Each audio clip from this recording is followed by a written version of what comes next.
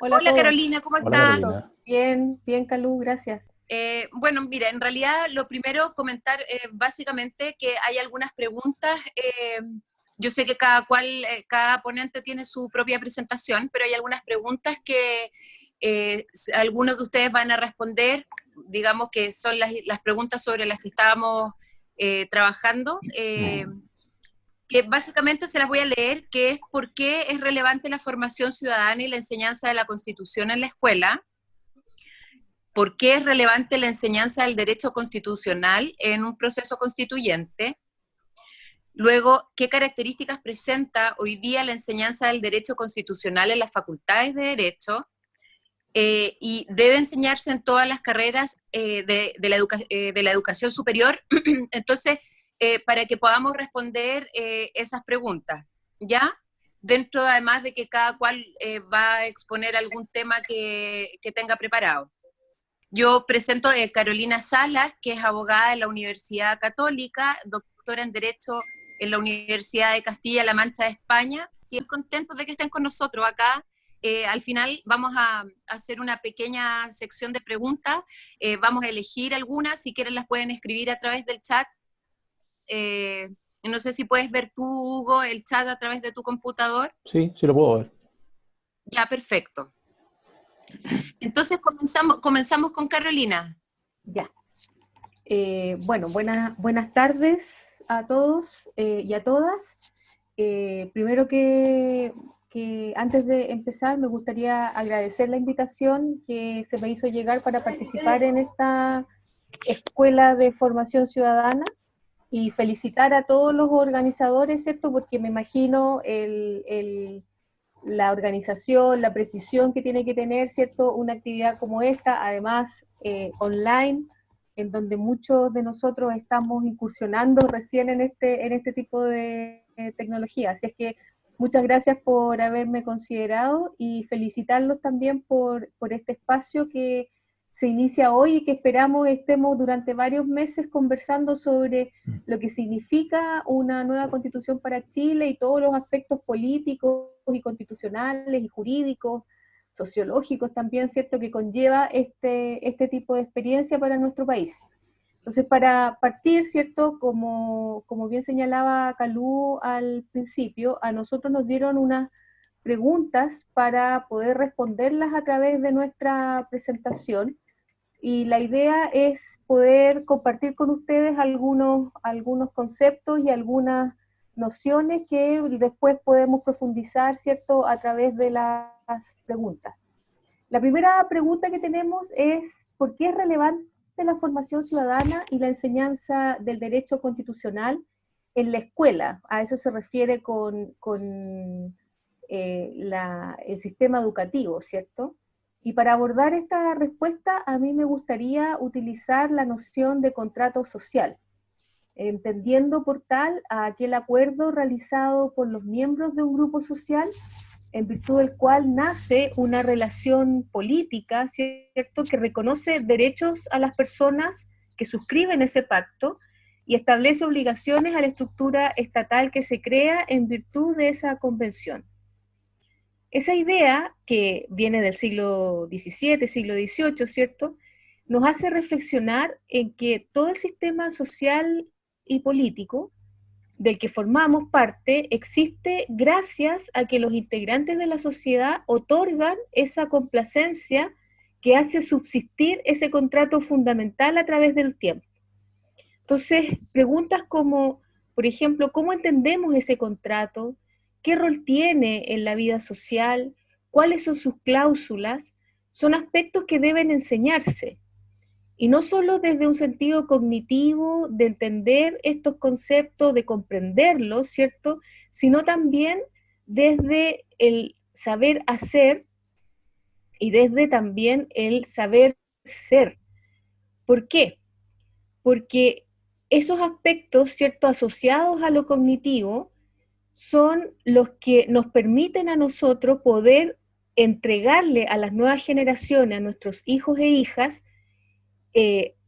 la posibilidad de comprender que la democracia es un legado valioso y que se traspasa de generación en generación a través de los procesos educativos. Y estos procesos educativos, estas consideraciones, ¿cierto?, tienen que partir desde el jardín de infantes, en donde se aprende el respeto y la responsabilidad a través del ejemplo, de acciones que llevan a los niños y niñas a reflexionar sobre lo que significa ser parte de un grupo mayor, y luego más grandes, tomando decisiones libremente, eligiendo a sus representantes, siendo escuchados por sus profesores, pero con escucha activa, ¿cierto?, enseñando a los jóvenes a ser protagonistas de su propio proceso de aprendizaje y no meros receptores de un montón de datos, que la mayoría de las veces, ¿cierto?, son o se convierten en inútiles. Si tomamos en consideración estas ideas, me parece que la formación ciudadana, que incluye conceptos básicos de teoría política y constitucional, es un valor transversal en una sociedad democrática, y aporta al entendimiento de que el sistema social es nuestro, que lo público lo formamos todas y todos, y que cada uno de nosotros somos importantes en ese contexto. La formación ciudadana debe ser un objetivo explícito y transversal a toda la acción educativa que se despliega en una sociedad democrática, pues de esa manera se consolida la posibilidad de que los valores republicanos, la dignidad de las personas, determinen el funcionamiento del modelo político, económico y social, para avanzar así desde esa base en la construcción de una sociedad más justa e inclusiva y, por supuesto, igualitaria. Entonces, con esas ideas como base, la segunda pregunta, ¿cierto?, que se nos hizo es ¿por qué es relevante la enseñanza del derecho constitucional en un proceso constituyente? Y para responder a esta pregunta, me parece necesario recordarles que en nuestra joven república, porque es joven, ¿cierto?, nunca hemos tenido la posibilidad de realizar un ejercicio de poder constituyente originario de carácter democrático. Como ustedes saben, este poder constituyente originario es el encargado de crear una constitución en la cual queda impreso el contrato social al que nos referimos con anterioridad. Entonces, la primera pregunta que nos surge es, ¿cómo es posible que el pueblo haya quedado excluido de la generación de cartas constitucionales si ese contrato afecta directamente los derechos y el desarrollo de las personas? ¿Cómo es posible que no hayamos sido invitados a la firma de un documento de esta envergadura?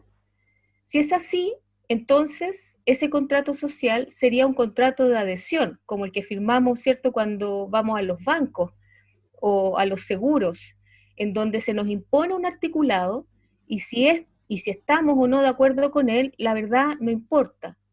Si quiere, adhiere, uno adhiere más o menos, puede ser, ¿cierto? Algunas personas dicen, bueno, es lo que hay, así que estoy de acuerdo y sigo aceptando tácitamente lo que se me impone a través de ese articulado, o hay otro grupo de personas que no adhiere, no entiende estas cláusulas, y como no las entiende, dice, bueno, esto a mí no me afecta.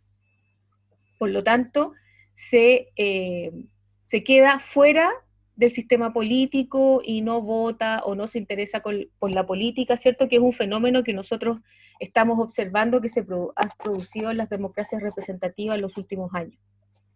¿De qué otra forma podríamos explicar el descontento social que se manifiesta con mayor fuerza desde octubre del año pasado, si no es a través de esta noción de que nuestra Constitución es un contrato de adhesión? Y digo con mayor fuerza desde octubre del año pasado, porque el abismo que existe entre la realidad y la clase política, a mi juicio, es evidente desde hace varias décadas, y que la clase política chilena no fuera consciente de ello, o no quisiera verlo, es otro tema. Por ejemplo, no les llamó la atención el número de votos blancos y nulos en la elección parlamentaria de 1997, o la alta abstención en la elección presidencial de 2017. Esas fueron señales clave, ¿cierto?, que el sistema político debió haber recibido y debió haber incorporado, ¿cierto?, algunas formas de contacto con la ciudadanía para poder asumir, bueno, algo está pasando, algo nos están diciendo esta cantidad de personas que no fueron a votar, ¿cierto?, que se abstuvieron o que votan en blanco o nulo. Así, tener la oportunidad histórica de que nuestra sociedad participe activamente en la conformación de una convención constituyente a cargo de confeccionar un texto constitucional para Chile de manera libre y democrática, justifica la necesidad de educarnos e informarnos sobre conceptos, ideas, nociones que nos ofrece el derecho constitucional del siglo XXI. Pues así podremos contar con un contrato social actualizado, ajustado a la realidad actual, y ese es un paso importante en pos de lograr la identificación de los ciudadanos y ciudadanas con su carta fundamental.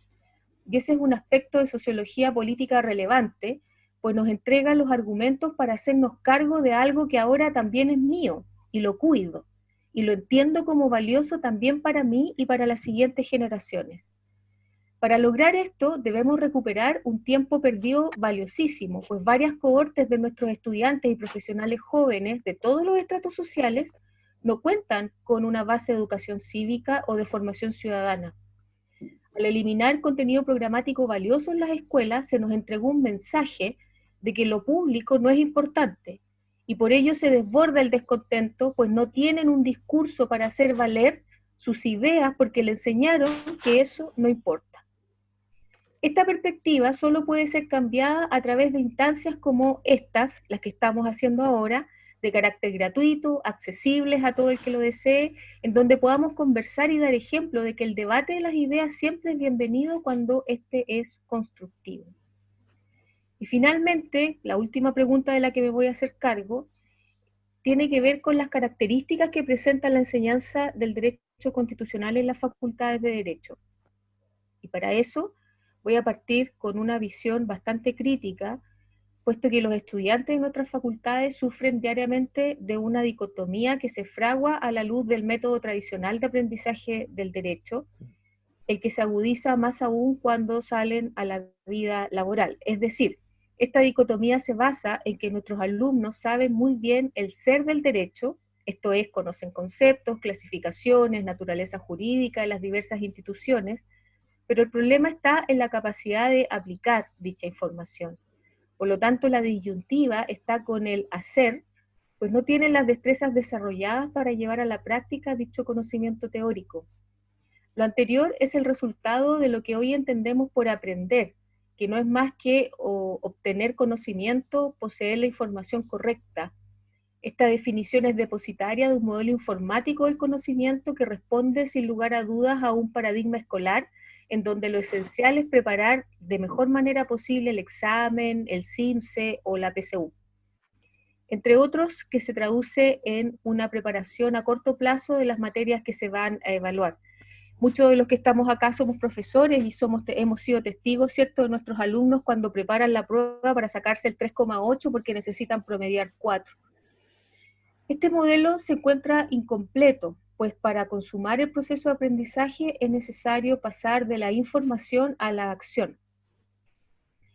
Por todo lo anterior es que hoy se aspira a que los estudiantes universitarios en general y los estudiantes de Derecho en particular, desde sus primeros años de estudio sean capaces de ir incorporando modelos que les permitan actuar, enfatizando en el autoaprendizaje, el trabajo guiado, la conexión entre la teoría y la práctica, el acercamiento a la realidad laboral y el aprendizaje cooperativo, entre otras estrategias de enseñanza-aprendizaje. Por su parte, la enseñanza del derecho constitucional posee ciertas particularidades que lo distinguen y lo diferencian de las otras disciplinas jurídicas, como por ejemplo que se imparte desde el ingreso a la carrera a estudiantes que entran por primera vez a la universidad, que en su mayoría provienen de un sistema educacional deficiente. Así también debemos considerar que el derecho constitucional es la disciplina del derecho a través de la cual se regula normativamente el ejercicio del poder político, que protege el ejercicio de los derechos fundamentales. Ambos son elementos que poseen una importante carga ideológica, y se trata además de una materia con un alto contenido axiológico y ético, a nuestro juicio trascendental en la formación del profesional abogado, y la estructura de principio que poseen las normas constitucionales conlleva una dificultad mayor para su comprensión e interpretación por parte del estudiante de primero o de segundo año que se encuentra, ¿cierto?, con la recién desarrollando determinadas habilidades de comprensión lectora y de expresión oral y escrita que no son en rigor una característica promedio en el estudiantado que ingresa a la universidad. En definitiva, el derecho constitucional, aunque sea una más de las disciplinas jurídicas, no es una disciplina como las demás. Por eso, no solo cabe afirmar que nuestro ámbito de estudio se sitúa en lo jurídico, sino que también determina la propia definición jurídica del resto. Y no obstante, no debemos desdeñar la realidad y lo político, ¿cierto? Que constantemente nos entrega ejemplos de cómo se debe hacer y de lo que no se debe hacer. Es por ello por lo que resulta esencial, a mi juicio, que los alumnos puedan experimentar las diversas situaciones que se construyen en la realidad, a través de una serie de ejercicios prácticos que los hagan sentir y vivir lo que significa la construcción del sistema político en el cual nos encontramos inmersos. Y a partir de este punto, personalmente, yo creo que hay dos acciones educativas que son, a mi juicio, dentro de las metodologías activas, las que deben guiar el proceso de enseñanza-aprendizaje del derecho constitucional actual. La primera de ellas tiene por objetivo que el estudiante vivencie en primera persona alguna de las problemáticas o situaciones que a futuro le va a corresponder entregar su consejo profesional a fin de crear cierta sensibilidad frente al problema dado. Me refiero específicamente a vulneración a la dignidad humana o conflictos de derechos fundamentales, ¿cierto? O a la interpretación de los principios constitucionales modernos. Esta opción presenta mayores retos al momento de aplicarla en las salas de clase, puesto que se trata de colocar al estudiante frente a situaciones en las cuales debe hacerse responsable y debe aprender a hacerse responsable, generando o desarrollando la capacidad de darse cuenta del peso de la realidad y de su rol como abogado dentro de la misma. Es decir, tomar conciencia del poder, entre comillas, que tiene un profesional abogado de poder transformar la realidad que lo rodea. Es decir, de asumirse desde el derecho como un agente de cambio del tejido social. Y por otro lado, existen otro tipo de experiencias educativas que posicionan a los estudiantes como futuros abogados dentro de la experiencia que viene dada por la resolución de casos concretos, que desde esta perspectiva se relaciona directamente con el método de casos y el aprendizaje basado en problemas. Y para ello contamos con una profusa jurisprudencia constitucional e internacional para ser utilizada como herramienta de apoyo metodológico, de nuevo con la misma visión, aprendiendo lo que se debe hacer y aprendiendo lo que no se debe hacer. Conforme con lo anterior, creo que es necesario adaptar la clase tradicional de derecho a estas nuevas ideas, pues los sistemas educativos debieran ser orgánicos y no industrializados. Es más, creo que una enseñanza del derecho constitucional entendido como algo vivo, alejada de los dogmatismos y dirigida a la formación de hombres y mujeres flexibles, críticos, suficientemente militantes con los valores constitucionales y republicanos, pero en ningún caso prisioneros de una geometría que es imposible en una rama del derecho tan impregnada de política y de realidad. Estas ideas son las que yo quería compartir con ustedes ahora en la tarde, puesto que una de las cuestiones que más me preocupa hoy en día es precisamente lo que tiene que ver en la convivencia entre lo político, lo social y lo ético, puesto que cada día más, ¿cierto?, desde el 18 de octubre del año pasado y ahora con temas de pandemia, ¿cierto?, quedan en evidencia las carencias en el desarrollo moral de las personas, ¿cierto?, y la incapacidad de poder hacernos responsables de lo que hacemos y de lo que no hacemos. Entonces, me parece a mí que la formación ciudadana es una alternativa que podría dar respuesta sólida, ¿cierto?, para poder enseñar, si eso es lo que nos hace falta, ¿cierto?, enseñar y aprender a ser ciudadanos dentro de una sociedad democrática. Muchas gracias. Ok, perfecto, Carolina, muchas gracias a ti. Muy agradecida, Carolina. Ahora va nuestro ponente, José Faúndez, abogado de la Universidad de Chile, magíster en Derecho, y nos va a exponer acerca de la emergencia sanitaria y la nueva Constitución. Perfecto. Hola, ¿se escucha bien, no es cierto? Sí. José, sí. Hola. Mira, Ok. muy buenas tardes a todos. Agradecer la oportunidad a la Escuela Constituyente y en el mismo sentido de la profesora Salas, eh, ¿cuál es la importancia del estudio del derecho constitucional o en este proceso constituyente en tiempos de pandemia? Es la pregunta. ¿Mm? La primera pregunta, ¿por qué es relevante la formación ciudadana y la enseñanza de la Constitución en la escuela? Y la segunda, ¿por qué es relevante la enseñanza del derecho constitucional en el proceso constituyente?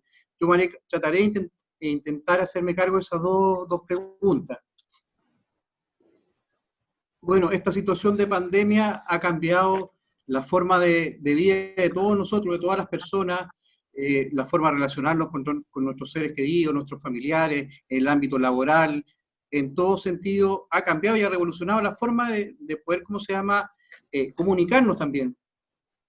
De cierta forma, esto ha hecho de que se haya podido poder compartir a través de plataformas, redes sociales o plataformas electrónicas, la incorporación de una serie de conferencias, compartir más información acerca de lo que está pasando en la actualidad en el proceso constituyente, compartir mucha información que es bastante relevante y por eso se agradece la iniciativa. En este sentido, el título de mi reflexión es una emergencia sanitaria y nueva constitución. ¿Es posible en una situación de emergencia mundial aspirar a una nueva constitución, estudiar una nueva constitución? ¿Es un proyecto ambicioso? ¿Puede ser una utopía para algunos? ¿Es importante el estudio de la constitución en una época de pandemia? Y la primera aproximación es claramente que sí. Es decir, cada uno de los derechos de las personas que están reguladas en el texto constitucional tienen que ver con una situación excepcional, ¿no es cierto?, con la declaración en primera instancia de un estado de catástrofe, de una emergencia sanitaria mundial. Por tanto, los derechos de los ciudadanos se ven en juego, es decir, va a haber una serie de restricciones de derechos, como voy a señalar más adelante. Por lo tanto, la importancia del estudio de la Constitución es de vital importancia, es de vida o muerte en algunos casos. Vamos a ver más adelante como el caso de las personas que son privadas de libertad, situación con los consumidores, con las personas que son exoneradas de su trabajo, ¿no es cierto?, con grupos minoritarios. ¿Es importante la Constitución? Claramente sí. Y desde el punto de vista de la política, algo también señaló la profesora Sala, la política también se ha tomado partido de esto y los grupos han señalado, mire, en tiempo de pandemia la Constitución no es importante, la Constitución no le va a solucionar a usted ningún problema. Y también se ha dicho, bueno, en tiempos de pandemia es totalmente relevante el debate constitucional, es esencial un debate constitucional respecto a los derechos. Y en materia de legislación, hay una profusa legislación, no solamente en Chile, sino que a nivel mundial. Ver el caso, por ejemplo, de Argentina, de Perú. En Perú se ha ampliado nuevamente lo que son las cuarentenas por 90 días más. Cada gobierno ha ido tomando decisiones en base, ¿cómo se llama?, a políticas públicas, políticas de Estado, en relación a la protección de la vida de las personas, pero también se han ido restringiendo una serie de derechos fundamentales. Por ejemplo, hay una normativa administrativa, una normativa penal, también en materia procedimental. Por ejemplo, la ley 21.226 es la que establece un régimen jurídico de excepción para los procesos judiciales, las audiencias y actuaciones judiciales, los plazos y el ejercicio que indica por el impacto del COVID-19 en Chile. ¿Qué relevancia tiene esta normativa? Es una relevancia de total importancia porque resulta que hay muchas personas que han sido despedidas de su trabajo, han tenido que aprender nuevas formas de trabajar a través de plataformas electrónicas, ¿no es cierto?, a través de la incorporación del teletrabajo, y nos encontramos entre un mundo totalmente nuevo, que nosotros no conocíamos. Por tanto, todo lo que sea legislación, todo lo que sea, ¿cómo se llama?, que tenga que ver con la Constitución y con los derechos, es una cuestión que nos va a servir de mucha utilidad. En ese sentido, también está la ley 21.227, la que faculta el acceso a las prestaciones del seguro de desempleo. Hay una nueva ley también, que es la ley corta, que también ha ido a modificar esa ley, y también tenemos todo lo que son los dictámenes de la Dirección del Trabajo a propósito de sus facultades interpretativas. Eso también es todo un debate que se ha dado, y cómo se ha ido solucionando eso a través de los recursos de protección o acciones constitucionales de protección. Partidos políticos lo han realizado, y todavía no hay una solución clara. La interpretación de las Cortes de Apelaciones en este sentido no es clara. Es una facultad administrativa que tiene la Dirección del Trabajo o excede de sus atribuciones. Eso también es un tema que está discutido y que tal vez no hay una respuesta clara.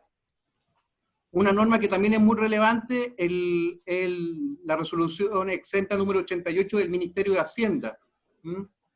Esta resolución nos va a afectar de forma muy, muy importante, porque esta resolución va a señalar las zonas o territorios afectados por la acto o declaración de autoridad, y va a señalar cuáles son las actividades o establecimientos que están exceptuados de la paralización de actividades. Esta norma es muy importante y comienza señalando que el 5 de febrero de 2020 se dictó el decreto número 4 del Ministerio de Salud que decreta la alerta sanitaria en todo el territorio de la República. Además, el 16 de marzo de 2020, también a través de decreto supremo, el Ministerio del Interior y Seguridad Pública dispuso que a contar de las 0 horas del miércoles 18 de marzo, el cierre para el tránsito de personas. El 18 de marzo declaró estado de excepción constitucional por catástrofe y por calamidad pública en el territorio de Chile. El 20 de marzo también un decreto supremo del Ministerio de Interior y Seguridad Pública y declara como zonas afectadas por catástrofe por un plazo de 12 meses las 346 comunas correspondientes a 16 regiones del país. Y señala que se han dictado diversos actos de declaraciones de autoridades competentes y que disponen medidas sanitarias o de seguridad en el interior para controlar la enfermedad denominada COVID-19. Y nos da un gráfico de todas las resoluciones, territorio afectado, por ejemplo, Comuna de Isla de Pascua, región de Valparaíso, y señala el acto de declaración de autoridad competente. Las comunas de Lo Barnechea, Las Condes, Vitacura, Providencia, Ñuñoa, Independencia, Santiago, la zona urbana de las comunas de Chillán Viejo, la región de Ñuble, Hualpén, San Pedro, La Paz, comunas de Temuco, Padre Las Casas, la región de la Araucanía. Y señala la ciudad de Puerto Williams, perteneciente a la comuna de Cabo. Dice que se prohíbe a los habitantes de la República salir a la vía pública como medida de aislamiento entre las 22 y las 05 horas. Y también detalla cuáles son los territorios con actividades suspendidas, prohibidas o cerradas, ¿no es cierto? En los centros del día de adulto mayor, conocidos como ELEAN nosotros, las reuniones de clubes y uniones comunales de adultos mayores en el país, las clases en jardines infantiles y colegios en el país, las clases, en el caso de los jardines infantiles dice, pudiendo continuar prestando servicios educacional de forma remota. También eso también ha traído un debate respecto a cómo se presta efectivamente ese servicio. Recuerden que hay establecimientos educacionales que no se han pagado las mensualidades y han terminado, ¿cómo se llama?, no han seguido funcionando. Eso también ha traído un proceso de judicialización de ciertos derechos, como el derecho a la educación. Y también establece cuáles son los cordones sanitarios.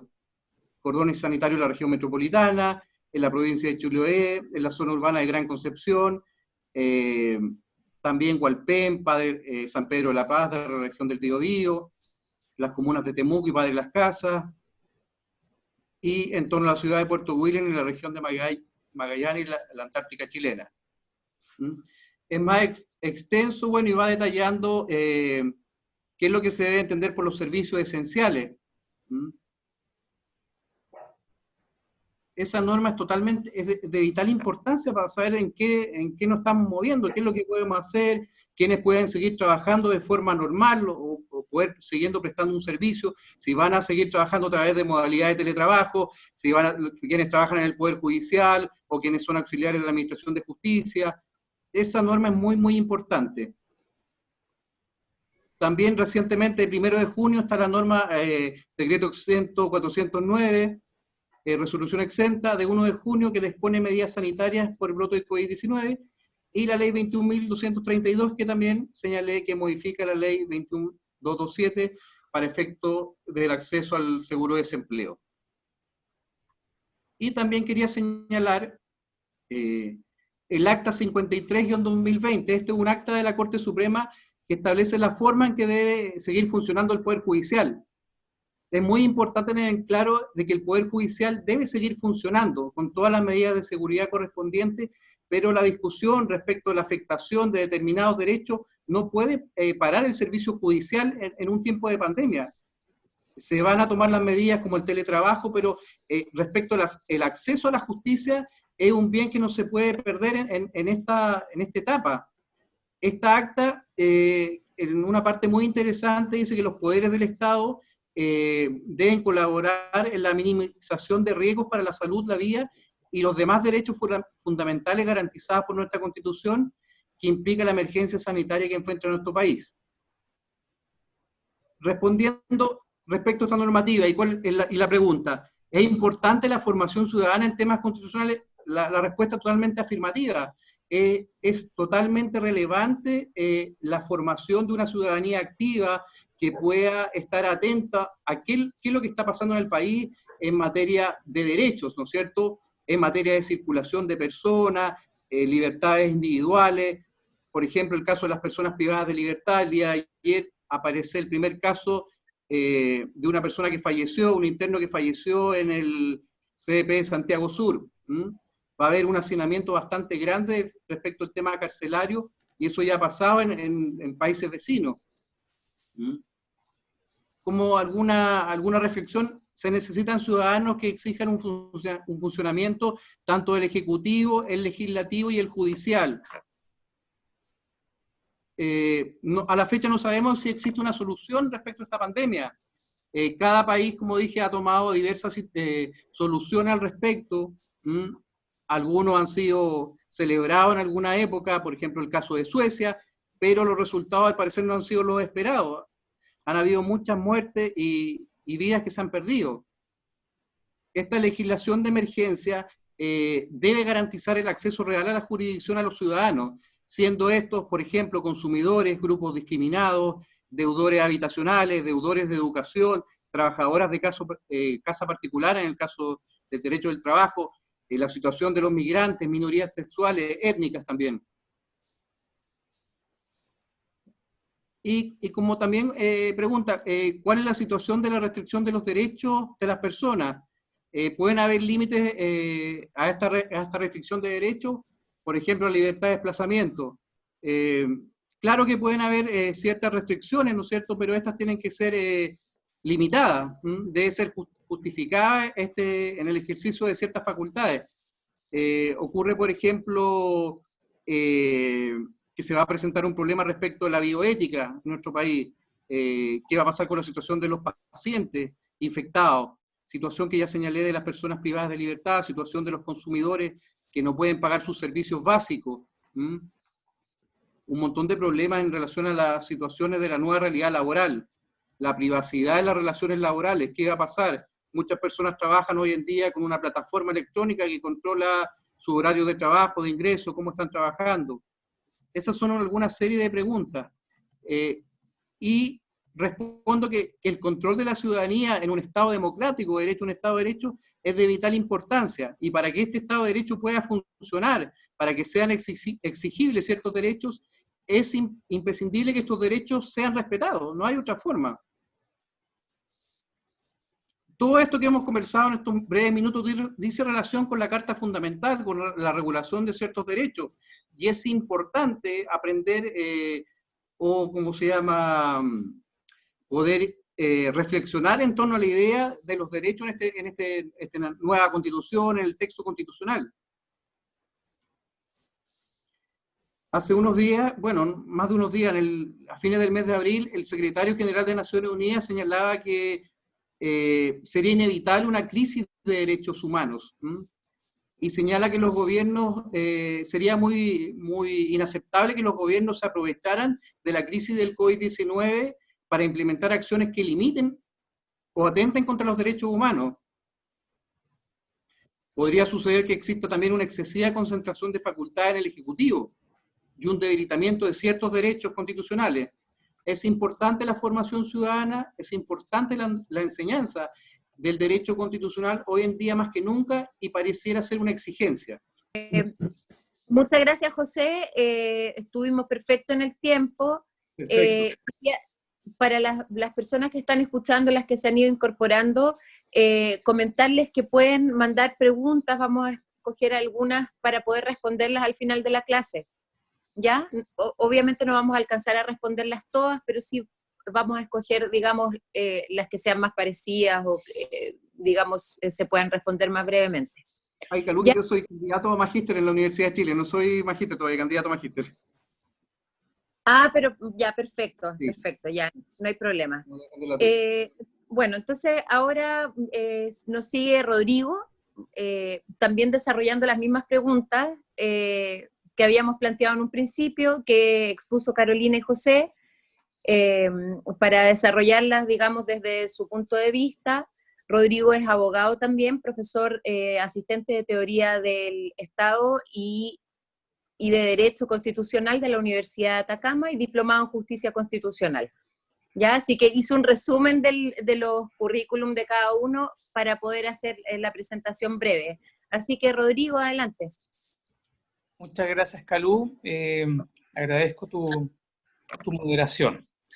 Bueno, yo quiero compartir y quiero agradecer, por supuesto, el aporte de los colegas que me han precedido, el de la profesora Carolina Salas, cuya dimensión de la formación ciudadana concuerdo plenamente con lo dicho, y esta suerte de radiografía que hace el colega José Faúndez, me han parecido intervenciones muy, muy interesantes. Yo me he querido apegar formalmente a las 4 preguntas que se han enunciado desde el comienzo por la moderadora.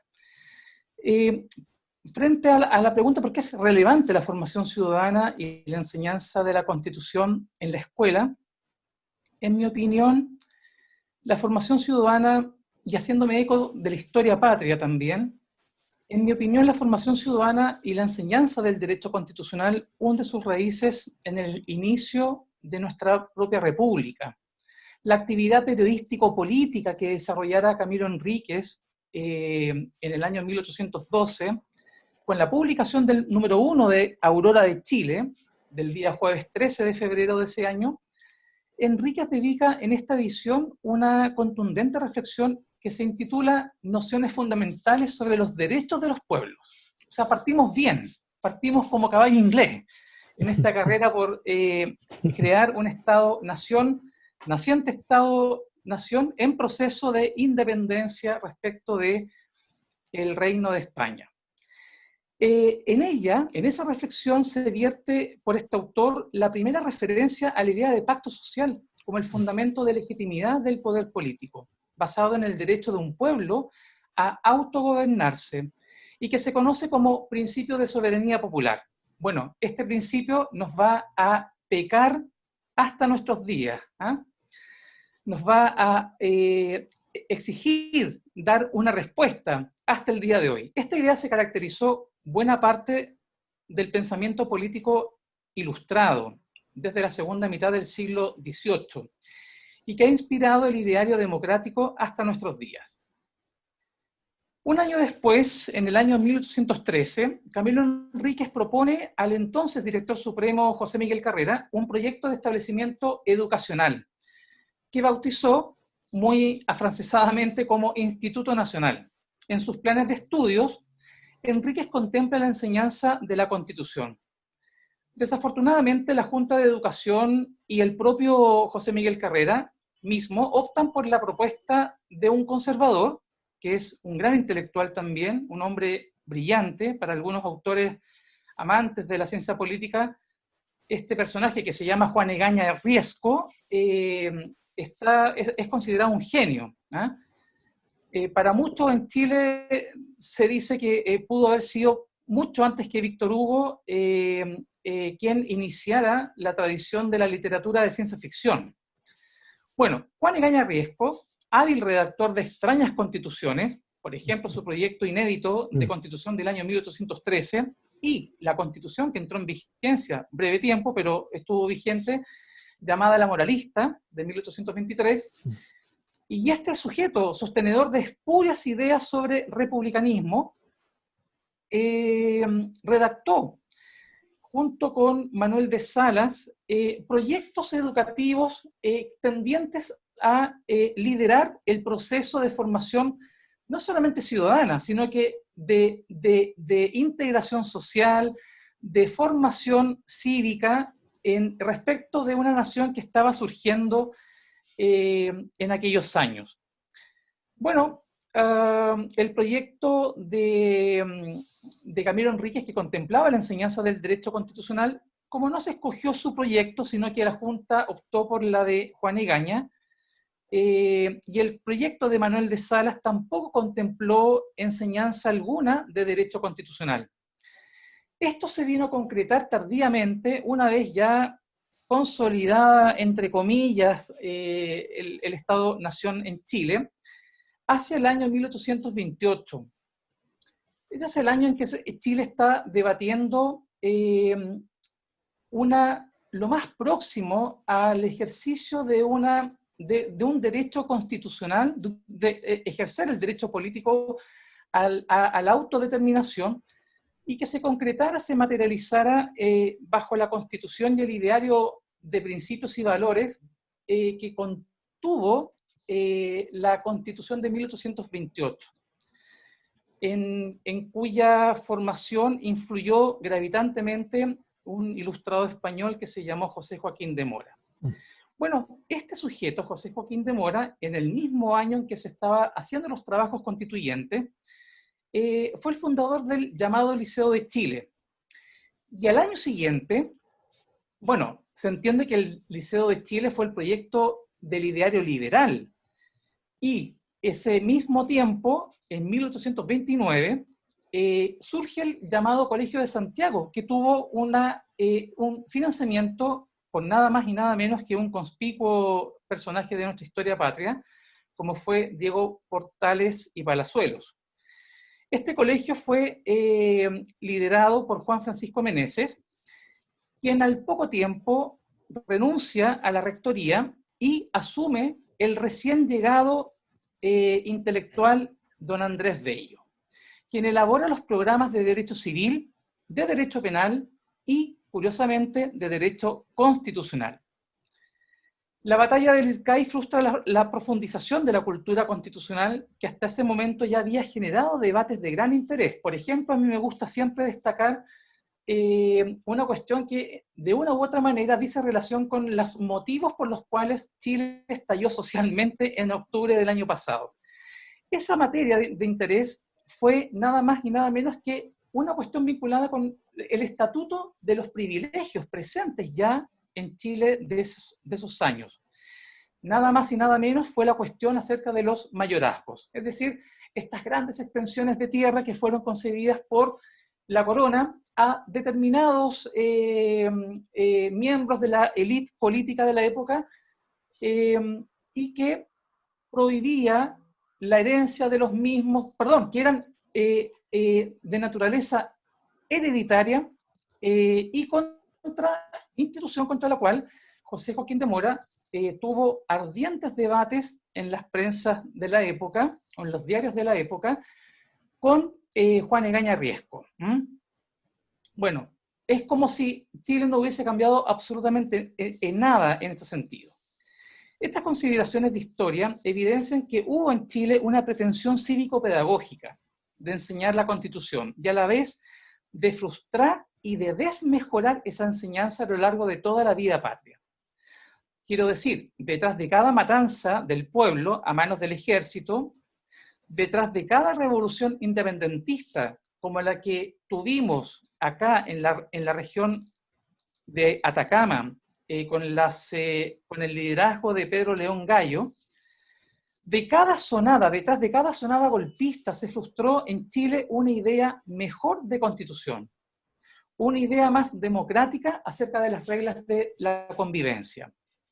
Es importante por las funciones que socialmente puede cumplir al interior de los miembros de una comunidad política, digo, la enseñanza de la Constitución. Una Constitución que pretende ser dictada mediante mecanismos de participación amplia, en la que se sientan representadas todas las comunidades o categorías de personas que forman parte del tejido social, empleando para ello un formato propio de asamblea constituyente, sin condicionamientos previos de carácter institucionales. Es una constitución en la que libremente establece las nociones fundamentales de los derechos de un pueblo. Derecho que, sea dicho de paso, queridos amigos y amigas, está consagrado desde el 10 de diciembre de 1948 en el artículo 21 de la Declaración Universal de Derechos Humanos aprobada por la Asamblea General de la ONU. Su enseñanza, por tanto, enriquece las razones por las cuales las personas deciden vivir en una sociedad, capaz de compatibilizar el desarrollo de las personas tanto en la dimensión individual como en la dimensión social, por una parte, y por la otra, el desarrollo de la solidaridad como un deber de todos en la contribución de las condiciones que permiten mantener la dignidad humana de las personas. Una constitución democráticamente elaborada borra toda clase de pecado original de la misma, permitiendo en todos aquellos responsables de su enseñanza, como profesores de derecho, profesores de Estado, pedagogos, historiadores, escritores, intelectuales o bien líderes sociales, ¿por qué no?, entre tantos otros, permite la reafirmación de valores comunes básicos que concurran al libre desarrollo de la personalidad de cada uno y al desarrollo del mundo de la vida en base a un espacio de deliberación y de decisión de los asuntos de interés público, que no prohíba o amordace las dimensiones morales de dicha discusión y proceso de decisión. Dicha enseñanza de la Constitución tiene la oportunidad de inculcar la relevancia de la legitimidad de la diversidad de las opiniones y conocerlas para adquirir una razón argumentada en el proceso de toma de decisiones. El lema, en mi opinión, que descansa en una Constitución que haga hincapié en la diferencia es, entre comillas, saber escuchar para saber convivir. En ese sentido, comparto plenamente algunas de las reflexiones que tocan tangencialmente esta idea que acabo de esbozar y que lo plasmó muy bien la colega Carolina Salas. Este ha sido el error de los liderazgos políticos desde el restablecimiento de la democracia. La torpeza de estar a disposición de quienes desean conservar sus privilegios, olvidando los deberes de bien común, que sopesan en toda organización social, y, por el contrario, no los deberes de bien individual.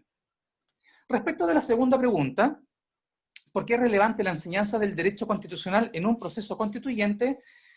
He querido responder en el sentido que el derecho constitucional y su enseñanza enriquece a cada ciudadano con el conocimiento de los asuntos que resultan imprescindibles para la convivencia, reforzando el valor de las esferas públicas, que son necesariamente esferas éticas acerca de los asuntos de interés público, como es el caso de nuestros derechos, especialmente los de naturaleza política, que si son desconocidos, corremos el grave riesgo de no comprender la posición de cada uno frente al sistema político, frente al sistema económico, frente al sistema cultural.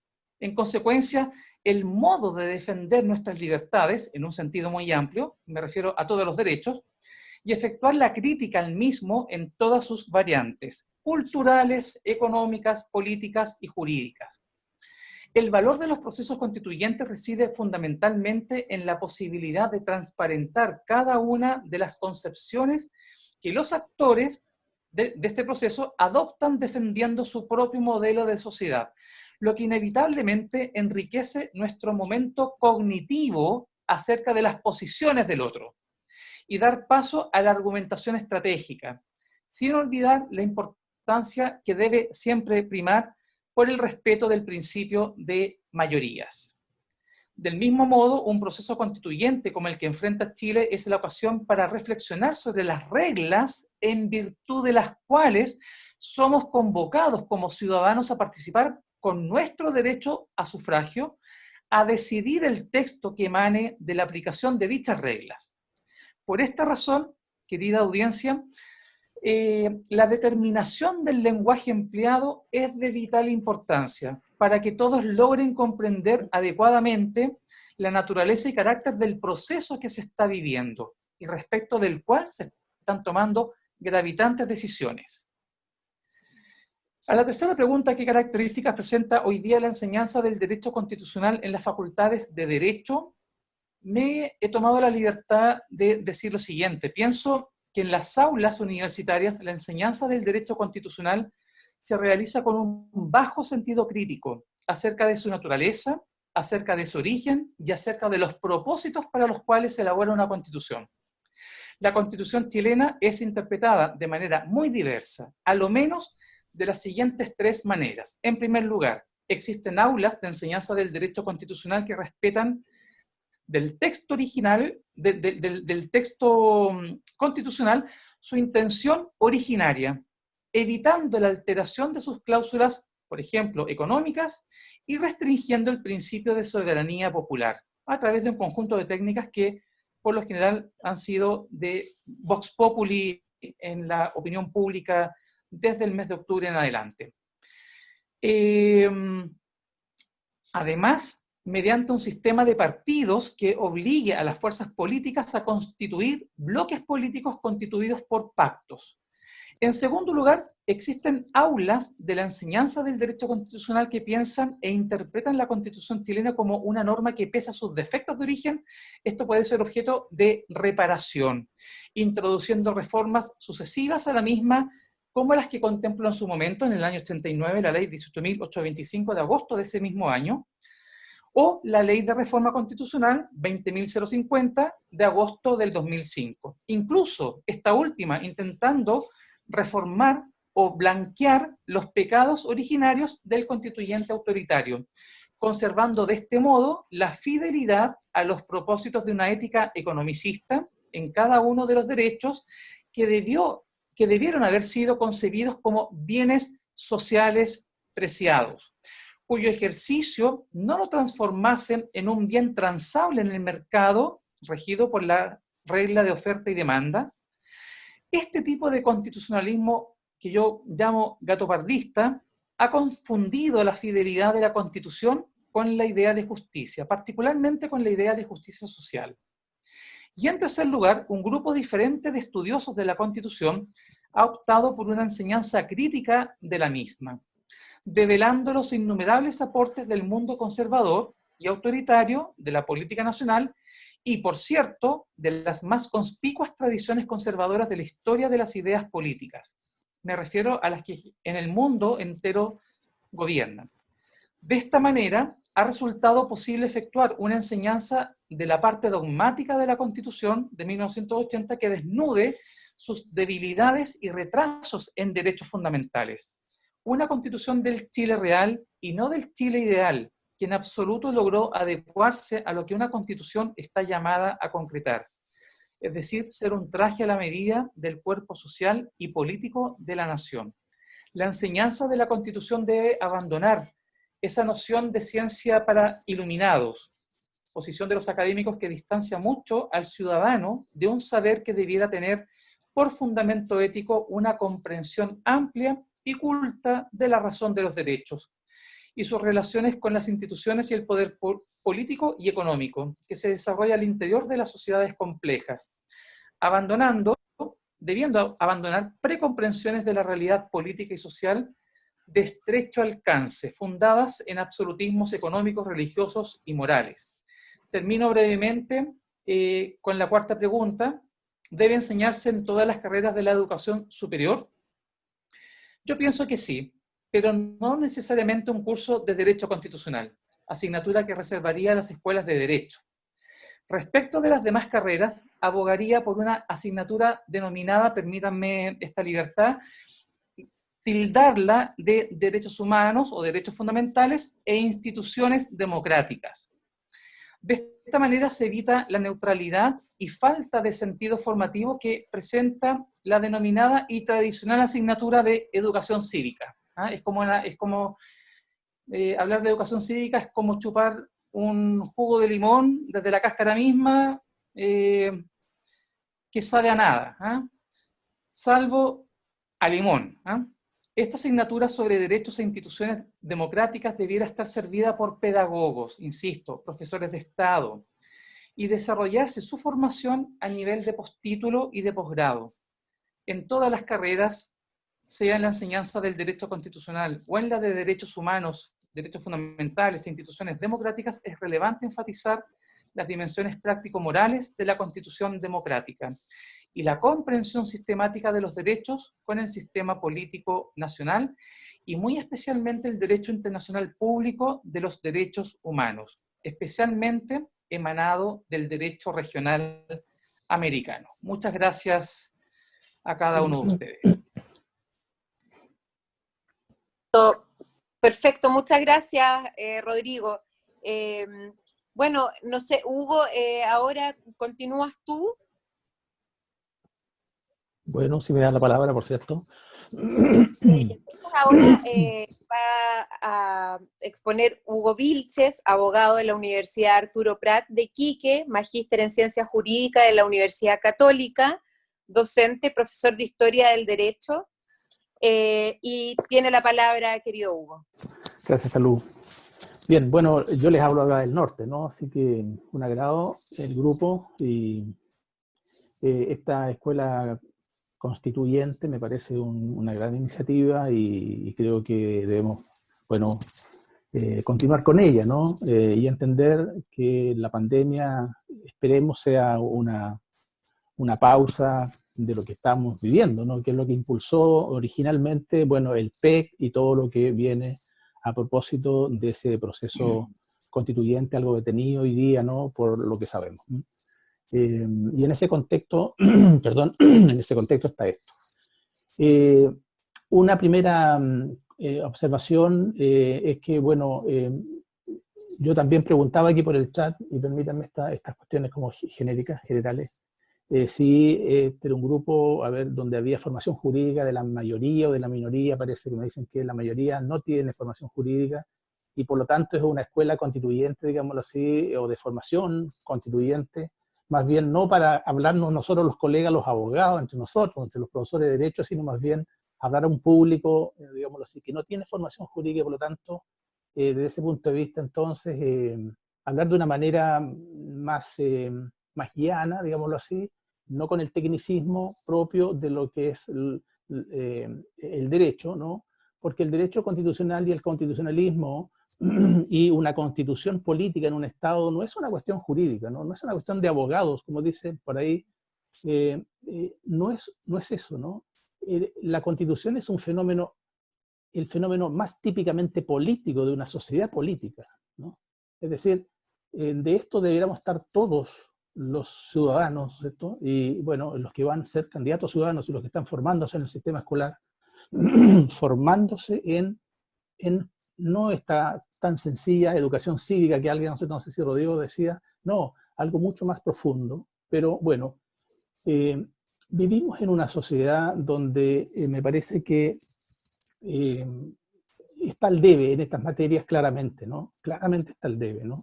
Yo tengo ya, diríamos, como lo digo con modestia, una vasta experiencia como profesor de historia del derecho, que es lo que más he hecho. También por ahí alguna vez anduve en el derecho constitucional, pero sí desde la historia del derecho me ha tocado estudiar algo, y lo he hecho con harta fruición, es la historia constitucional de Chile, particularmente, y yo diría la historia política del mundo occidental, sobre todo del siglo XVI en adelante, ¿no? Que es donde resulta interesante, ¿no? En los tiempos modernos y luego las revoluciones liberales, etcétera, etcétera, y cómo llegamos a donde llegamos hoy día, ¿no? Y voy a intentar, evidentemente, contestar las preguntas, pero quisiera hacer, aunque sea un esbozo así muy genérico, ¿no? Yo tengo una visión crítica, yo tengo una visión muy crítica de la historia política, no solamente chilena, sino que del mundo occidental, que es donde estamos situados, ¿no? Contextualmente, ¿no? Es decir, nosotros tenemos una pobre historia política, y una pobre historia constitucional, porque la Constitución siempre la ha redactado la clase más acomodada de Chile, aún en la época del proceso emancipador, a pesar de que han habido y hubo, como decía Rodrigo, la presencia de hombres que tenían algunas ideas liberales, por cierto, ¿no? Pero que su influencia no fue notable, no fue notable. Yo escribí hace un tiempo atrás, unos años atrás, un articulito que por ahí se publicó, que se llama Contraposiciones entre el Código Civil y la Constitución escrita. Y ahí me cuelgo yo para hablar del lugar que le ha cabido a la Constitución política en la historia política de Chile. Y ese lugar es magro, ¿no? ¿Cuál es el lugar preponderante que ha tenido como texto normativo y como sistema jurídico, digamos así, micro, que no es micro, ¿no? Porque al final de cuentas, vean, es muy influyente, es el derecho privado, es el derecho civil. Es decir, si hay una rama del derecho que debe ser la número uno del sistema político republicano, porque es pretendidamente republicano, pero en realidad no, en la práctica no lo ha sido, ¿no? Es la Constitución política, pero curiosamente, en un régimen republicano lo ha sido el Código Civil, es decir, el derecho privado, ¿no? Es decir, bueno, y por eso que además el derecho privado, si observamos los abogados, profesores de derecho, ¿no es cierto?, de la importancia que se le da a la enseñanza del derecho privado en la formación de los juristas es absolutamente notable. Cuanto más, ¿cierto?, eso rebota en la enseñanza en general, ¿no es cierto?, donde claro, no podría, ¿no es cierto?, no podría darse más importancia, ¿no es cierto?, al sistema escolar, medio, ¿cierto?, y primario, a aquello que no se enfatiza en las propias facultades de derecho, ¿cierto?, de no enseñar la Constitución, se enseñarle un año, y bueno, y ahí un poco, claro, para contestar las preguntas, ¿qué es lo que debiera hacerse, ¿no es cierto?, o qué viene haciéndose con la enseñanza de la Constitución? Es algo realmente pobre, es algo muy pobre, ¿no? Entonces, eso deviene al final de cuentas en la cultura. ¿Qué cultura formativa en la Constitución tenemos los ciudadanos chilenos y hemos tenido? O sea, es prácticamente nula, ¿no? Es prácticamente nula. Entonces, cuando nos enfrentamos a un proceso constituyente, a ver, ¿cuántos ciudadanos tienen incluso que tienen formación universitaria, no otras profesiones muy respetables, por cierto, cuánta formación tienen y qué capacidad, por lo tanto, podrían tener para participar competentemente en una discusión para redactar un nuevo texto constitucional, que es un texto, claro, es un texto jurídico, pero que tiene un contenido puramente político? ¿Cuánta capacidad, cuánta formación tenemos? Y ahí estamos en una pobreza tremenda, ¿no? Enorme, en general. Entonces, yo creo que el proceso, o sea, intuimos, yo creo que la ciudadanía intuye de que la Constitución parece ser que es la capital del imperio, ¿no? Y hay que ir a conquistarla, ¿no? Intuye. La pregunta es, ¿qué capacidad tenemos para ir al imperio y conquistar la capital del imperio, ¿no? Y la verdad es que yo creo que no tenemos. Si uno mira, ¿cierto?, si uno mira nomás lo experimentado en la historia política de Chile, y uno mira los tres grandes textos constitucionales, ¿cierto?, el de 1833, 1925, 1980, han sido procesos que han sido cooptados por la clase dirigente chilena, ¿no? Y con la participación menor de grupos medios y muy mínimamente los grupos medios bajos, ¿cierto?, prácticamente no han estado representados en la discusión constitucional, en la discusión constituyente, ¿no? Entonces, yo creo que lo relevante hoy día es preguntarse eso, ¿no? Y yo no tengo, lamentablemente, de nuevo, no abrigo grandes esperanzas de que se produzca verdaderamente en esta pasada, ¿cierto?, en esta ocasión, donde parece ser de que hay un cierto piso para redactar una nueva constitución, a ver si vamos a cambiar la historia, ¿cierto?, esta historia oscura, donde la Constitución ha sido el instrumento con el cual las clases adineradas de este país, las clases acomodadas, se han robado el proceso de algún modo, ¿cierto?, de algún modo incluso, como lo fue en el año 25, semidemocrático, ¿no?, que fue el único, diría yo, algo más democrático. ¿Para qué decidir la Constitución de 1833 ni la de 1980? Bueno, esta es la peor historia, es la última, ¿no? Entonces, me parece entonces de que, para ir redondeando, ¿cierto?, me parece que hablar entonces de formación constitucional tiene que ver con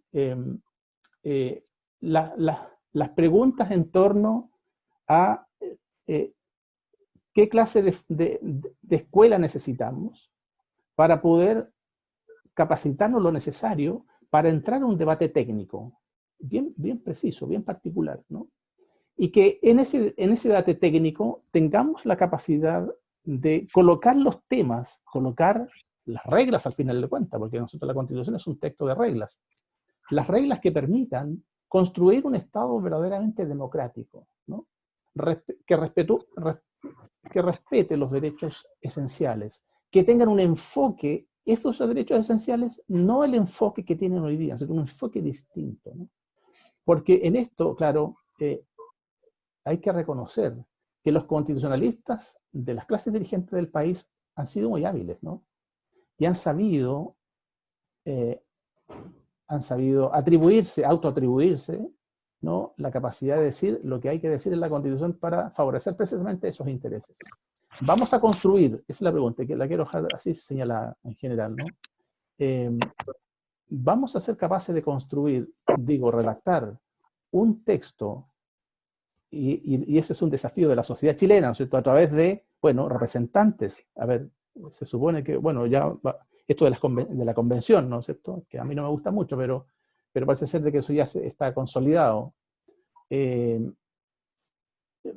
Van a ir ahí, ¿no?, las personas que tengan la capacidad y la formación para poder discutir en igualdad de condiciones con el resto de los convencionales, para que esa Constitución consagre instituciones verdaderamente democráticas y no sea un ensayo más, ¿no es cierto? Sea un ensayo más de Constitución y repitamos la historia que venimos repitiendo en estos ya 200 años, ¿no? Yo creo que ese es el desafío que a mi juicio tenemos, y eso es lo que nos convoca finalmente, hoy día aquí, pero que tiene que ver con lo que estamos viviendo, y claro, está, con la pausa de la pandemia, pero en el fondo yo creo que ese es el problema que tengo. Yo lo digo de inmediato para que ustedes sepan mi opinión, yo no estoy optimista con eso. Y no es que sea un pesimista por formación, ni mucho menos, soy un optimista, pero no estoy optimista porque conozco, lo digo, y no lo digo con modestia, conozco con bastante detalle la historia constitucional de Chile, y es bastante triste. Es bastante triste. Esperemos que tengamos entonces la lucidez, la capacidad, nos pongamos a estudiar en serio, ¿no?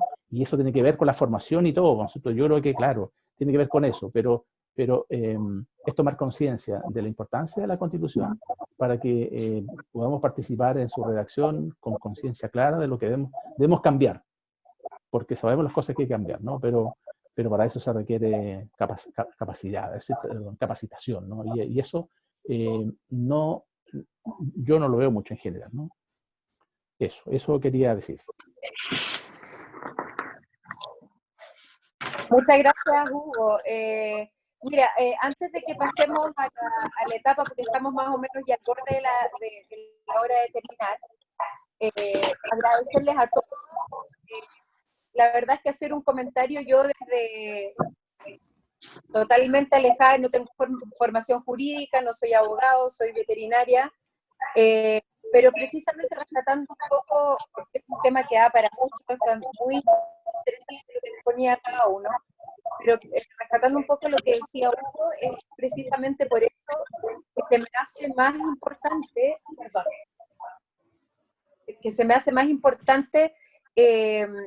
para los que no tenemos formación jurídica, este tipo de exposición y hacer este tipo de clases. Es cierto que de repente uno puede ser un poco pesimista, porque efectivamente muchos que estamos interesados en aprender respecto de la Constitución, o tener una formación cívica o mayor preparación, no podríamos estar capacitados para poder ser parte de quienes redacten la Constitución. Pero sí, por ejemplo, yo creo que no es azaroso, es deliberado, digamos, el hecho de que no sepamos de estos temas. Por algo ha sido capturada, digamos, la redacción de la Constitución por las oligarquías. Entonces, eso me parece muy interesante. Yo, por lo menos, rescato de la pregunta de qué es relevante la formación ciudadana y la enseñanza de la Constitución. Yo creo que eso es lo que más rescato. Y qué es lo que estamos haciendo. No todas las personas que están en este momento en la clase manejan estos temas y eso es lo que se agradece de poder tomar esta clase con ustedes. No sé si hay algunas preguntas que podamos responder, o sea, que puedan responder los profesores ustedes. Ya, Juan Fernando Núñez dice, me pregunta, nace de la primera ponencia, me disculpo, no recuerdo el nombre, pero ella, la Carolina, ¿no? Carolina Salas. Carolina, sí, Sí, Salas. dice, pero ella dio una perspectiva muy importante desde un punto de vista en el sentido de la misión del abogado, estudiantes o conocedores de la ciencia jurídica constitucional. Gabriel Salazar, en su texto, La enervante levedad histórica de la clase política civil, señala que durante los periodos 1932-1973, la profesión predominante de la élite central de la clase política civil la constituían 25 abogados. Durante este periodo específicamente nace un proceso constituyente fundamental, como el de 1925, que tiene desde mi interpretación similitudes con el proceso que hoy vivimos desde donde visualizamos una soberanía popular empoderada en participar del proceso constituyente, pero que se ve amenazada por los criterios de la clase social dominante articulada por la clase política que pretende arrebatar este derecho. Bien larga la pregunta como reflexión, ¿no? No sé si ¿la escuchaste bien, Carolina?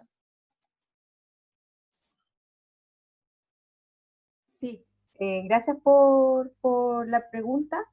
Un poco se conecta con las últimas reflexiones que hizo Hugo sobre la capacidad de tener este proceso en el tiempo, porque además estamos con toda esta crisis de pandémica, ¿cierto?, que afecta también los bolsillos de las personas, y eso es grave, eso es serio.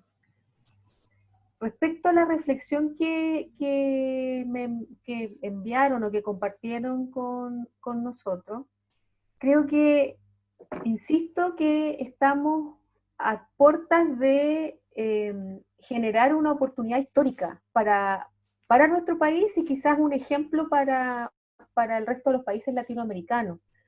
Y es la posibilidad de enseñarnos a vivir en una democracia desde el principio hasta el final. Es decir, a mí, como doctora en Derecho Constitucional, la sola posibilidad de imaginar, si hace 10 años atrás ustedes me preguntaban, oye, ¿va a haber nueva constitución en Chile? Yo lo veía, no, me habría vuelto a reír. Pero creo que, a diferencia de lo que sucedió en el proceso del 2015, hoy estamos en un punto mayor de madurez, por así decirlo, social quizás, de poder enfrentar este proceso de una manera mucho más preparada que en ocasiones anteriores. Es un desafío sin lugar a dudas, y es un desafío de organización para la organización de base, ¿cierto? A las comunidades, a los grupos de personas que espontáneamente, a partir del 18 de octubre, comenzaron a juntarse, a reunirse, a preguntar, ¿cierto? Porque hay un interés, ¿cierto?, mucho mayor hoy en día, mucho más complejo, por así decirlo, en conocer efectivamente qué pasa con el funcionamiento del sistema político. Y herramientas como Internet, ¿cierto?, son valiosísimas hoy en día. Entonces creo que hoy en día confluyen una serie de factores que a lo mejor, igual que un rompecabezas, a lo mejor todavía no logramos engarzar las fichas correctamente, pero yo soy un optimista por naturaleza y creo que vamos camino para allá. Y el rol nuestro, ¿cierto?, el rol de las personas que sabemos un poquito más, o el rol de los profesionales del derecho, ¿cierto?, me parece a mí que tiene que ser comprometido con ese proceso. ¿Por qué? Porque es la manera de poder enfrentar los desafíos que se nos vienen. O sea, el primero es, yo estoy en La Serena, ¿cierto?, y sé, Rodrigo seguramente que está, no sé si está en Copiapó, pero la tercera y la cuarta región sufrimos una escasez hídrica que es horrorosa. Y se viene anunciando los efectos de esta escasez hídrica desde hace 10 años, no desde la semana pasada. Y siguen sin escucharnos.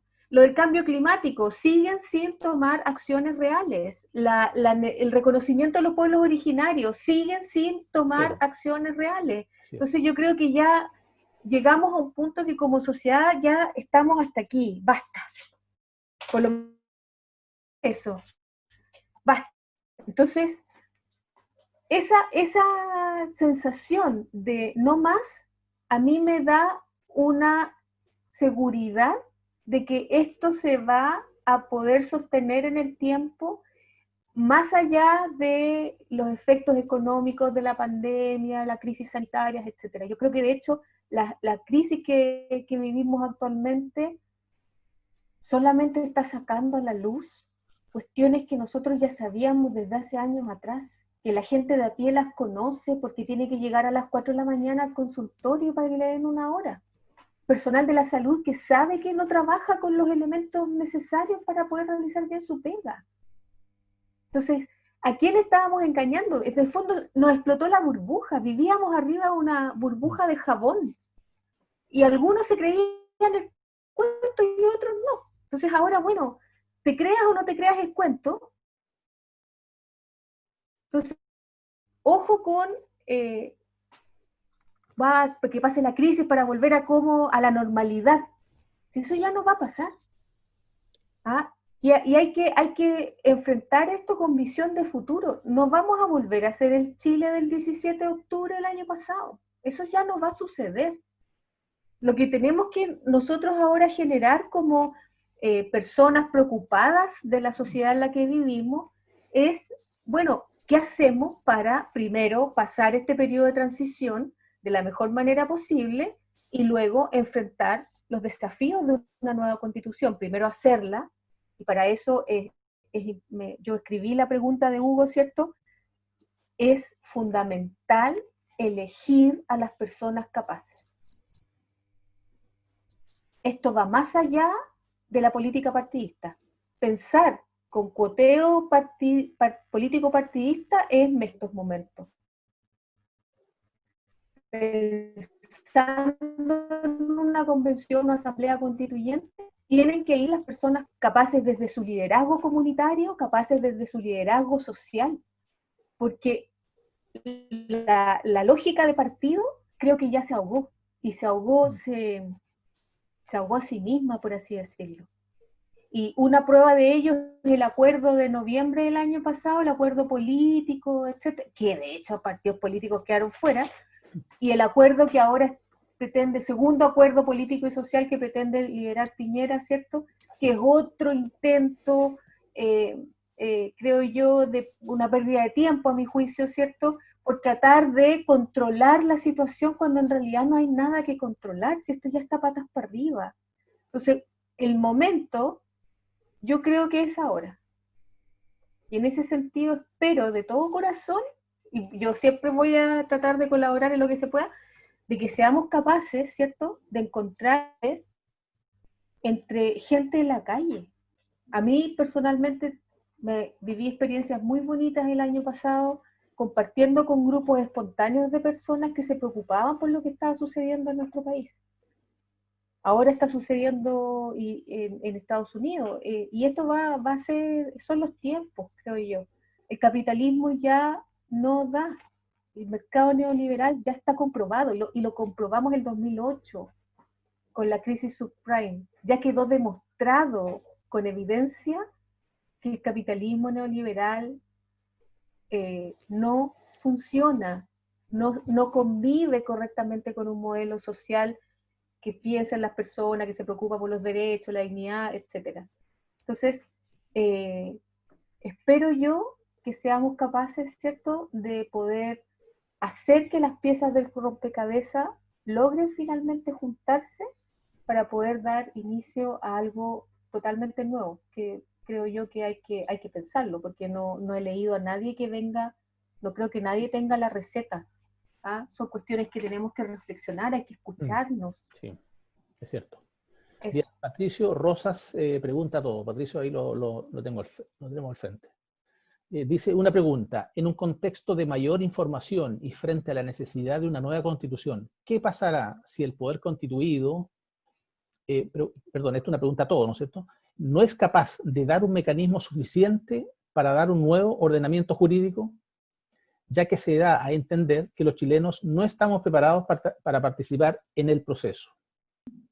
Yo me atrevo a enunciar que es importantísimo, creo que lo insinué en mi presentación, es importante que entendamos bien que las reglas del juego que actualmente se encuentran vigentes para ejercer una idea de poder constituyente, que tengamos claridad respecto de las palabras que como sociedad estamos usando.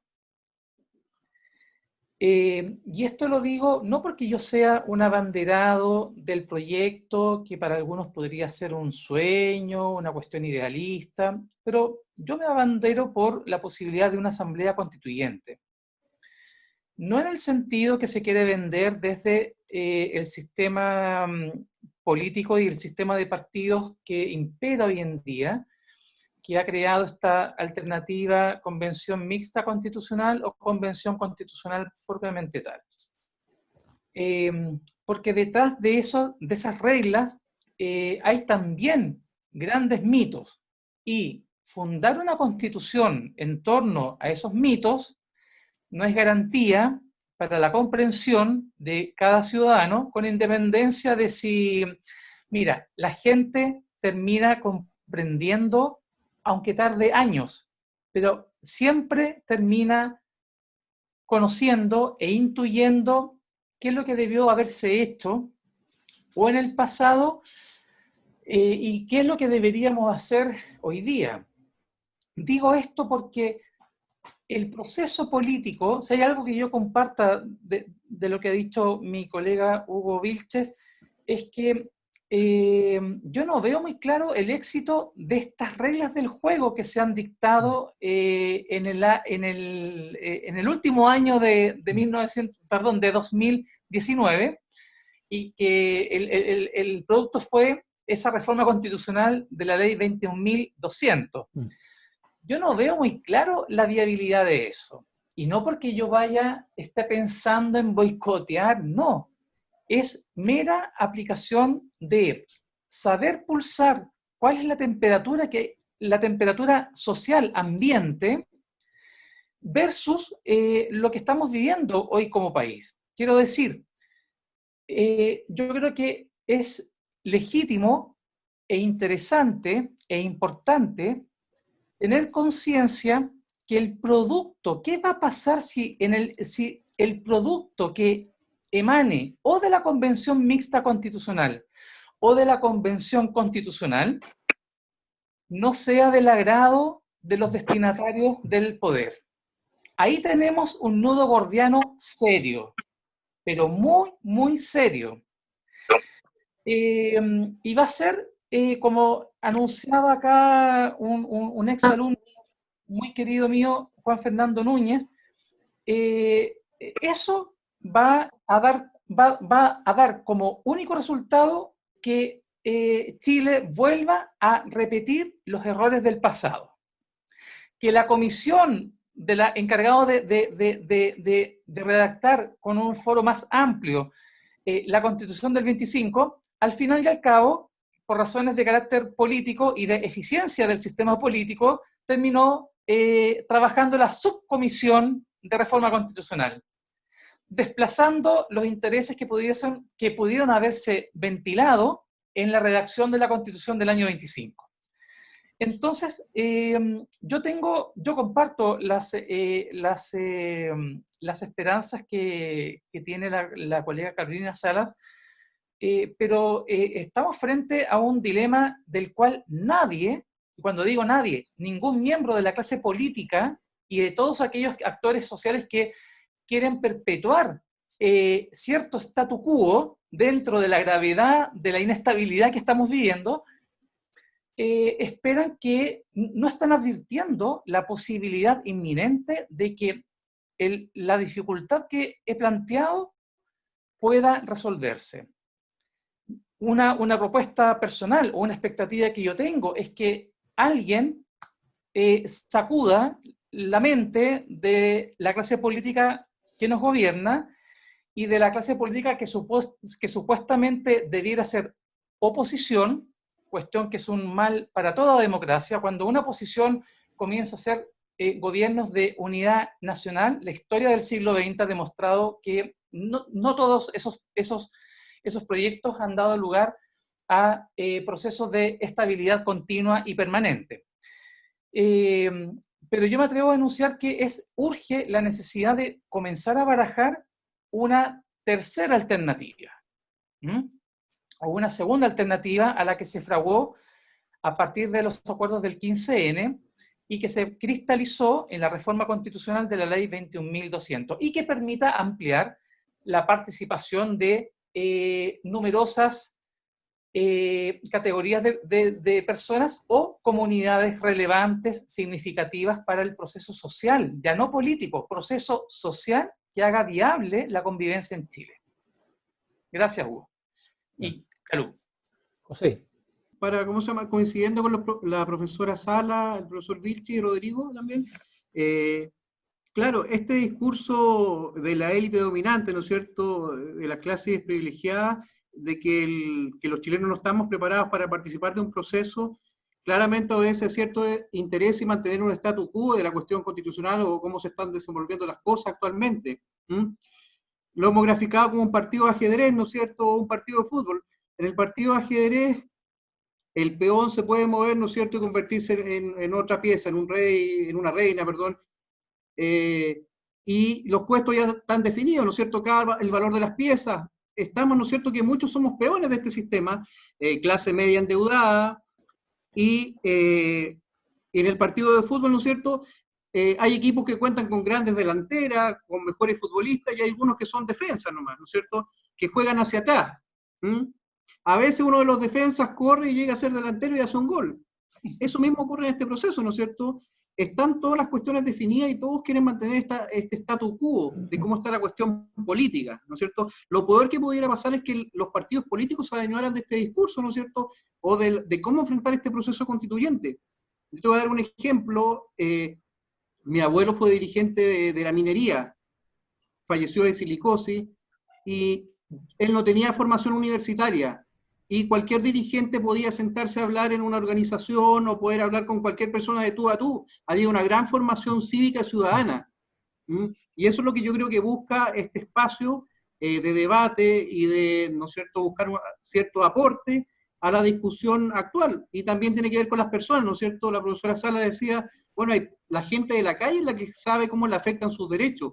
Si tú le preguntas a una persona que es cesante el día de hoy y no tiene trabajo, una fuente laboral, cómo le afecta el tema del derecho al trabajo en la Constitución, o si hay una forma de organización, o si hay sindicato, obviamente esa persona sabe bien en carne propia y lo está pasando mal, ¿no es cierto? Por tanto, instancias como esta te permiten, de forma, ¿no es cierto?, gratuita, con personas que también la presentación que hacen no obedece ningún tipo de interés, ningún partido, ¿cómo se llama?, de gobierno, de oposición, de forma independiente, también, ¿cómo se llama?, ser un aporte para la cuestión que se está debatiendo. Pero yo, bueno, agradecerles primero a toda esta participación, esta iniciativa de la escuela, digamos, constituyente, pero como lo hemos conversado tanto con mi amigo Rodrigo Pérez, con el que somos amigos desde los 11 años, en este momento hay un modelo, se juntó el peor de los modelos con el peor de los gobiernos. Entonces, bajo esa línea en la que estamos desgraciadamente siendo víctimas permanentes nosotros como ciudadanos, hay una anécdota que hoy día uno puede reflexionar respecto de las palabras de Mario Deformes, que hoy día mismo dice, ¿no?, que esto de que el chancho esté mal pelado les va a pasar la cuenta de alguna manera, ¿no es cierto?, al gobierno. Entonces, hay una oposición interna también en el gobierno. Hay una salida y una entrada de gente, una puerta giratoria, unos cascos azules que finalmente nosotros estamos en un espacio de espectadores nomás. Yo no sé si aplaudir o llorar, la verdad que ya es como, menos mal que estoy encerrada hace 75 días y serán más, y qué bueno, porque pero en todo este espacio, ¿no es cierto?, descentralizar el poder pasa por este primer ejercicio que estamos haciendo. Escucharlos, atenderlos, estar en sintonía, ¿no es cierto?, porque eso es lo que a mí me sucede de estar conformando el espacio del PEC. Me sucede que estamos todos en una sintonía tan profunda que no falta, no es necesario finalmente como declarar cosas más profundas porque todos estamos en la misma sintonía. Y desde ese espacio, informarnos un poco más a través de ustedes que son los personajes técnicos. Yo tampoco, igual que la Calú, no tengo nada que ver con el mundo jurídico, pero me interesa mucho lograr una nueva participación, una democracia plena, buscar quizás un gobierno local de principio para que la gente tenga una municipalidad que sea más activa y tenga más recursos, porque uno empieza en la familia, después sigue para la junta de vecinos, después sigue para la municipalidad, y de ahí va escalando. Entonces toda esta información es muy importante compartirla con un montón de otras personas que saben que están en un espacio de indolencia e incompetencia de este gobierno. Somos todos víctimas finalmente, también de los que no fueron a votar y así, bueno, sucesivamente ya sabemos. Así que agradecida eso y vamos a vernos el próximo jueves en este espacio. Gracias. Calú, ¿puedo decir algo, no?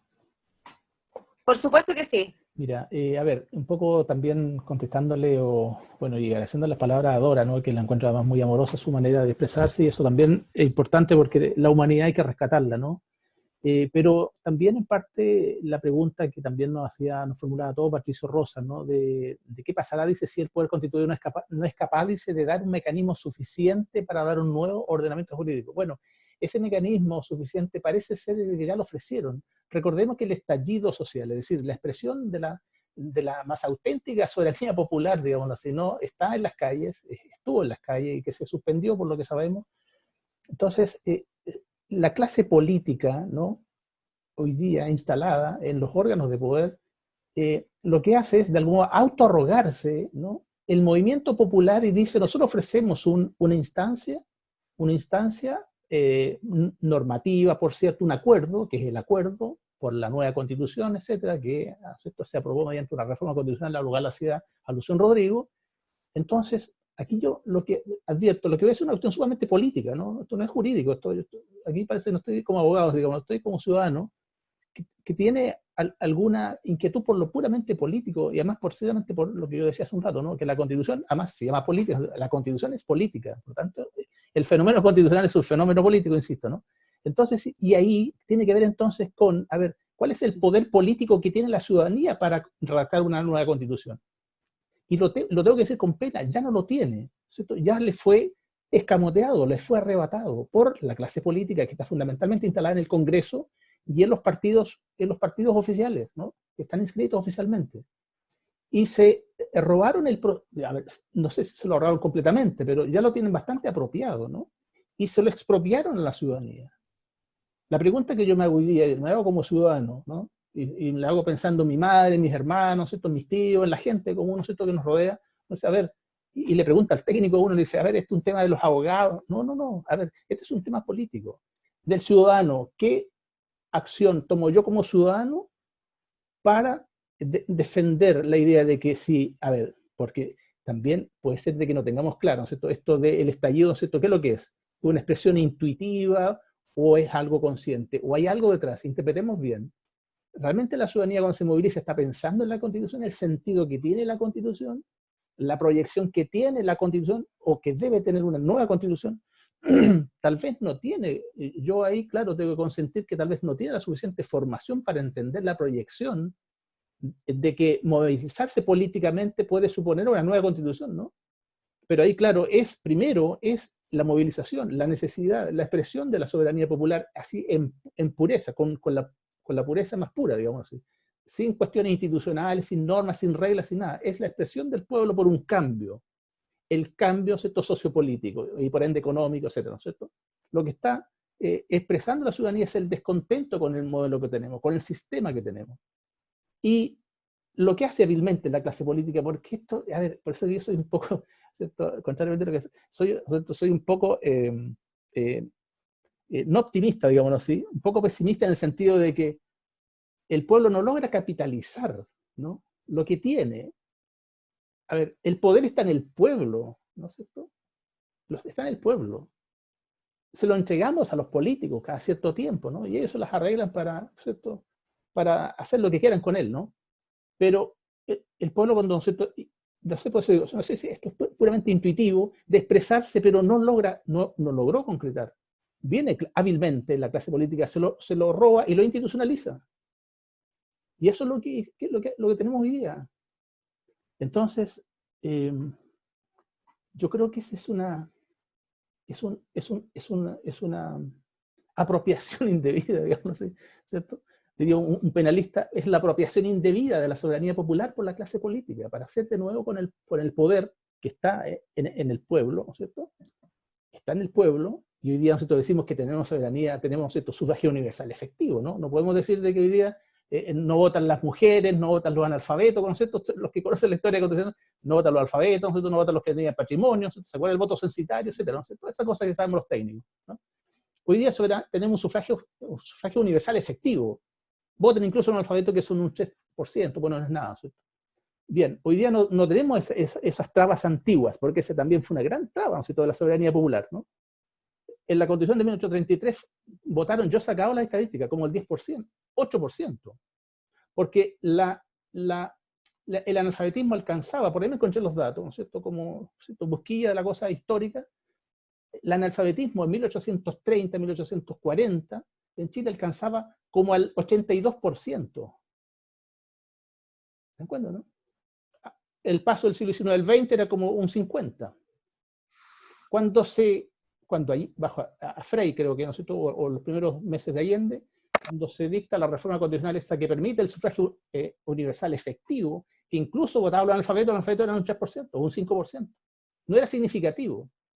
Entonces hubo el mecanismo de los que no votaban, ¿cierto?, el mecanismo de tener la soberanía, ¿cierto?, en unos pocos por la vía esta, pero hoy día la tienen de otra manera. En ese sentido soy pesimista. Siempre la clase poseedora se las arregla porque se maneja técnicamente, y los abogados sabemos muy bien esto, ¿cierto?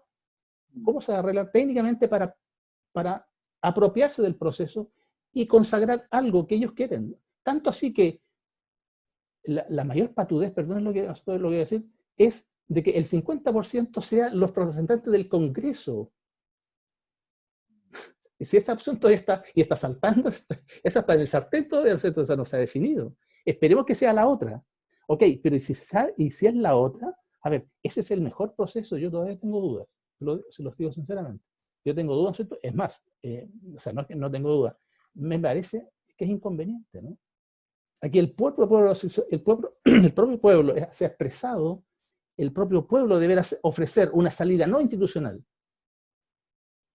En el fondo, de que la soberanía popular realmente se exprese y que no lo haga institucionalmente. Bueno, es un gran desafío, por eso también técnico, por cierto, y político. Pero la fuerza está, yo creo que está vivo eso, ¿no? Está vivo, interrumpido por la pandemia. Pero bueno, yo estoy, ¿cómo decirlo? Estoy dispuesto a trabajar por una alternativa de ese tipo. No sé si el PEC, bueno, no hemos pensado de todo eso, esos temas no los hemos conversado, no los hemos discutido, pero yo me gusta esa opción. Aunque en definitiva pierda, pero no soltarla hoy. Además porque esta cosa toda está ahí en veremos, ¿no? Eso. Perfecto. Bueno, la verdad es que ya estamos como pasados en el tiempo, entonces vamos a ir cerrando la reunión. Agradecerle a cada uno. Me gustaría también poder decir algunas cosas, pero en honor del tiempo, tal vez podamos dejar algunas preguntas para la próxima clase, el próximo jueves. Yo la verdad es que transito entre el estado de Hugo y el estado de Lina Salas. Voy de el positivismo a de repente ser un poco negativa, pero la verdad es que este tipo de instancias se agradece. Yo creo que esto es cíclico. Cíclico me refiero respecto No, pero yo no soy que negativo, Calú. No, yo voy por más. eso, me gusta tu actitud. Yo también. Yo tampoco me No es declaro negativo. negativa, No, negativo no pero está dado, pero voy por más, porque me gustaría ir por más. O sea, yo creo que el pueblo se merece mucho más que eso. por supuesto que sí. Yo creo que respecto a lo que tú decías, yo creo que esto es cíclico, que en algún momento vamos a estar como la Revolución Francesa, vamos a ser soberanos, vamos a hacer uso de nuestra soberanía, pero que nos han alejado durante mucho tiempo. Y esto para mí, por lo menos, me da esperanza de que nos está acercando a un camino que es largo de recorrer, que hay que saber que esto no es corto, no es un año, dos, es largo, pero súper agradecida, contenta, y les agradezco mucho a cada uno de ustedes, y bueno, están invitados todos para el próximo jueves a la misma hora.